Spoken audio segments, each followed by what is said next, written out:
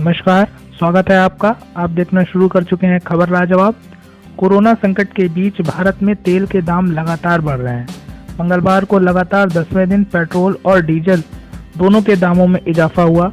मंगलवार को दिल्ली में पेट्रोल 47 पैसे महंगा होकर 76 रुपये 73 पैसे प्रति लीटर पहुंच गया। वहीं डीजल में प्रति लीटर 57 पैसे की बढ़त हुई है। अब दिल्ली में डीजल 75 रुपये 19 पैसे प्रति लीटर की दर से बिक रहा है। भारत के अलग अलग शहरों में पेट्रोल की मौजूदा कीमत क्या है, आइए उसको भी जान लेते हैं।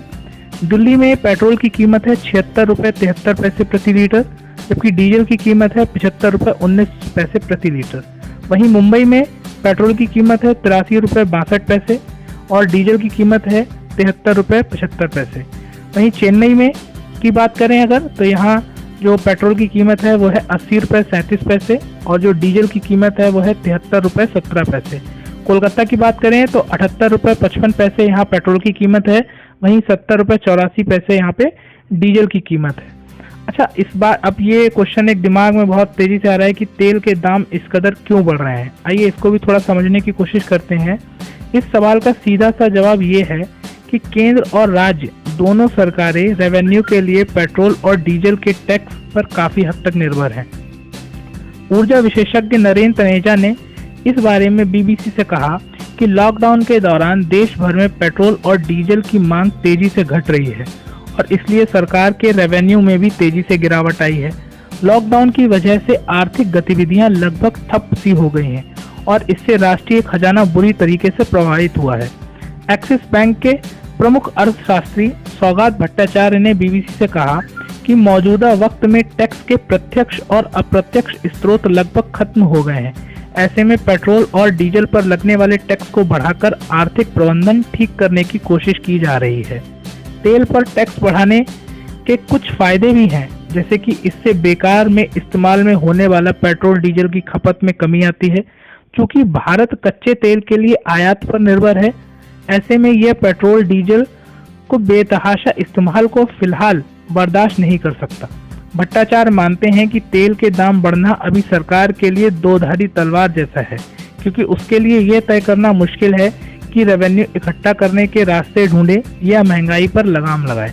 भट्टाचार्य कहते हैं अभी ऐसी जरूरतें और हालात हैं, उसे देखते हुए यह रिस्क लेने लायक है। आइए अब जानते हैं कि भारत में तेल के जो दाम हैं वो तय कैसे होते हैं।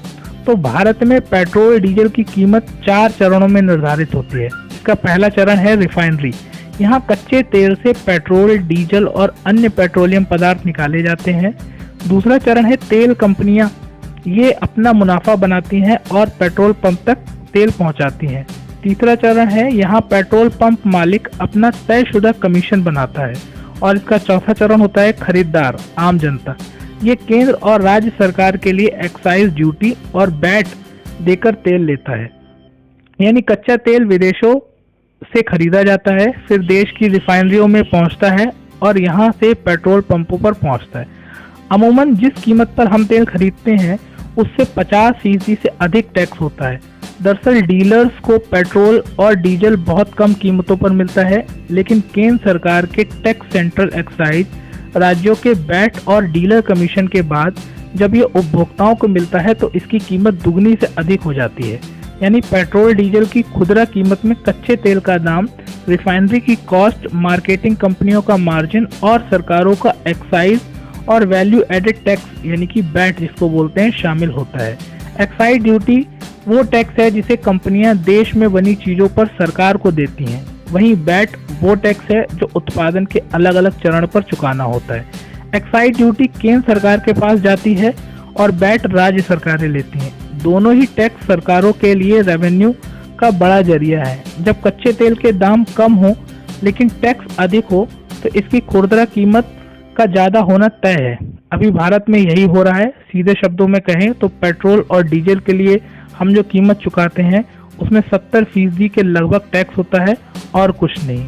आई होप आपको समझ में आ गया होगा कि तेल के दाम क्यों बढ़ रहे हैं और इसके दाम तय कैसे किए जाते हैं। इस तरह की सभी खबरों के लिए हमारे चैनल से जुड़े रहें। धन्यवाद।